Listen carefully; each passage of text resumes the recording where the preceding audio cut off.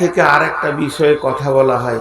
আজকে সারা পৃথিবীর মুসলমানরা হেয় প্রতিপূর্ণ হয়ে কুকুরের মতো মার খেছে, তার একটাই কারণ, এই ঘরের মালিকের সাথে সম্পর্ক ছেড়ে দিয়েছে। এখন ওইটা নিয়ে বক্তব্য করলে 2 ঘন্টা বেরিয়ে যাবে। কি কি কারণে মার খেছে আমি এত বলবো না, খালি একটা অঙ্ক। আপনারা শিক্ষিত মানুষ, আপনারা আমার থেকে অনেক দামি মানুষ, অঙ্ক করেলেন। মুসলমানদের উপরে বিজেপি নারাজ, বজরং নারাজ, শিবসেনা দেখতে পারছে না, ইহুদিরা দেখতে পারছে না, রোহিঙ্গারা দেখতে পারছে না, পাকিস্তানে ঝামেলা, এই কি বলে কাশ্মীরে ঝামেলা, আসামে ঝামেলা, এদিকে ফিলিস্তিনে চলছে, সারা বিশ্ব জুড়ে চলছে। তাহলে কারণটা কি? তার একটাই কারণ, এরা নারাজ। জি না, সবগুলোকে লাল কালিতে কেটে দেন, দিয়ে একটা জিনিস লেখেন, এদের ওপরে বর্তমান আল্লাহই নারাজ। এদের ব্যবহারে, এদের যে মালিক, এদেরকে যে আটকাবে, ঘেরে রাখবে, সেই নারাজ। এখানে যতটি মুসলমান আছি, আমি একটা যুক্তি কথা বলছি, যদি ভুল বলি আপনারা জুতোটা ছুঁড়ে দেবেন, আমি ফুল বলে গ্রহণ করে নিব। কারণ এরা শেষ হয়ে গেছে মালিককে নারাজ করে দিয়ে। এক্ষুনি মত হবে, উদাহরণ দিচ্ছি, এটা এক্ষুনি মত হবে আমাদের সবারই। এই মাত্র আল্লাহর কাছে যাব আমরা, এখনো আল্লাহর অধীনে আছি। তো কেউ বুকে হাত দিয়ে বলতে পারবো একজন উঠে যে আমি 100%, 100-তে 100 দাবি রাখছি আমার ওপরে আল্লাহ রাজি আছে, আমার আত্মাটাকে যখন আল্লাহর কাছে নিয়ে যাবে তো আল্লাহ খুশিতে হাসবে, এসেছে আমার গোলাম। একটা বলি, পারবো না। আপনারা পারবেন না, আমি আগেই নিজে আমার বুকে হাত দিয়ে বলছি, আমি নিজেকে সন্দেহ করি যে আমার ওপর আল্লাহ রাজি আছে কিনা। এই অবস্থাতে আমরা দুনিয়া করছি। তাছাড়া আল্লাহ কোরআনে সূরা নূরে বলে দিয়েছেন, তোদেরই বংশের লোক যেদিকে হেঁটেছে জয় হয়ে গিয়েছে। বলেন তো, সাহাবীরা রোমকে জয় করেছে, পারস্যকে জয় করেছে, বাহরাইন জয় করেছে, জেরুজালেম জয় করেছে, 10টা 12টা 15টা 17টা লোকে এক একটা দেশকে জয় করেছে। মাত্র 30,000 লোকে 1.5 লক্ষ সৈন্যকে হারিয়ে দিয়ে রোম সম্রাটকে দখল করে নিল। কেন পেরেছিল? আর আজকে 30,000 কেন, 50 কোটি ভারতে বাস করছি কিন্তু কিছু করতে পারছি না। তার একটাই কারণ, আমাদের কানেক্ট পার হাউসে কেটে গেছে আল্লাহর সঙ্গে। তো ওই ঘরটার সাথে সম্পর্ক বানাতে হবে। আল্লাহ তাবারক ওয়া তাআলা বলছেন, বিসমিল্লাহির রহমানির রহিম,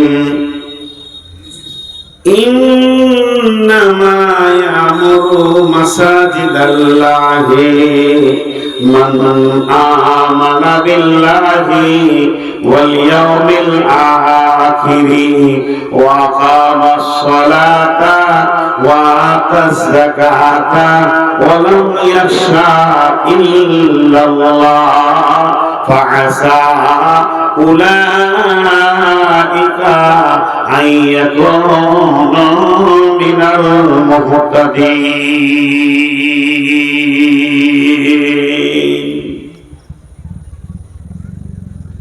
এই আয়াতটা তাফসীর আপনারা ধ্যান দিয়ে শুনেন, মনোযোগ দিয়ে। মসজিদ কমিটি, মসজিদে দান করনেওয়ালার চরিত্র এই আয়াতে তুলে ধরেছেন আল্লাহ। জি, রাগ করিয়েন না যারা মসজিদের, এই মসজিদে বলছি না, যত মসজিদের সেক্রেটারি কমিটি আছেন একটু ধ্যান দিয়ে শুনেন। আমি যদি ভুল বলি তা আপনি আমাকে বলবেন যে ভুল বলছো। রব্বুল আলামিন বলেন, নিশ্চয়ই আমার ঘরের দেখভাল করবে, আমার ঘরে তারা ভালাই চিন্তা করবে, প্রয়োজন হলে ভাঙবে, প্রয়োজন হলে করবে।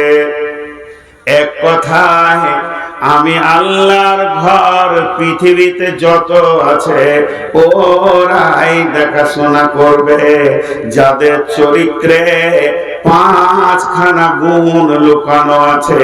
যে মানুষটার ভিতরে 5টা গুণ পাওয়া যাবে, ওই লোকটা মসজিদের দেখভাল করবে। 1 নম্বরে মান আমানা বিল্লাহ, 2 নম্বরে ওয়া আকাওয়াল ইয়াউমিল আখিরি, 3 নম্বরে ওয়া কামাস সালাতা, 4 নম্বরে ওয়া আতাজ যাকাতা, 5 নম্বরে ওয়ালাম ইয়াখশা ইল্লাল্লাহ। শুধু দেখবে না, ওই মসজিদে তারা দান করবে, দানের টাকাও আবার রাখবে। একদিকে কমিটি হবে, আবার দাতা হবে। মসজিদটা ভাঙার প্রয়োজন হলে ভাঙবে, আবার মসজিদকে করবে। আমি আল্লাহর ঘরে যারা এই 5 গুণের মানুষ, তারাই দায়িত্ব নেবে।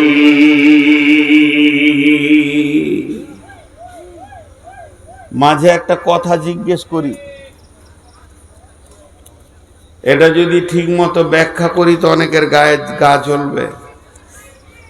মাপ চাইছি, আমি ক্ষমা চাইছি, বিশেষ করে কমিটির কাছে, কিন্তু আমি ব্যাখ্যা করছি। আর যদি আপনারা মানা করেন তো করব না। মানে এখানে সব চরিত্রগুলো বেরিয়ে আসবে। আল্লাহ বলছেন, আগে দাতাকে বলি, যারা দান করছে, আমার দিকে তাকান। এইটা একটা টাকা, এটা ভারতীয় মুদ্রায় 100 টাকা। এই টাকাটা আপনাদের কেউ এনেছেন।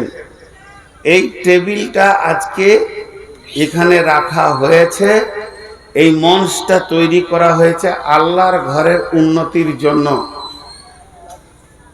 মাঝে একটা কথা বলেনি, হঠাৎ 2বার মনে পড়েছিল, ভুলে গেছিলাম, আবার মনে পড়লো বলেনি। যতটি পুরুষ মহিলা বসে আছেন এই কথাটা ধ্যান দিয়ে শুনেন। আল্লাহ তাবারক ওয়া তাআলা এই গুনাহগার অধমকে দিয়ে এই 3টি মসজিদ বানিয়েছেন।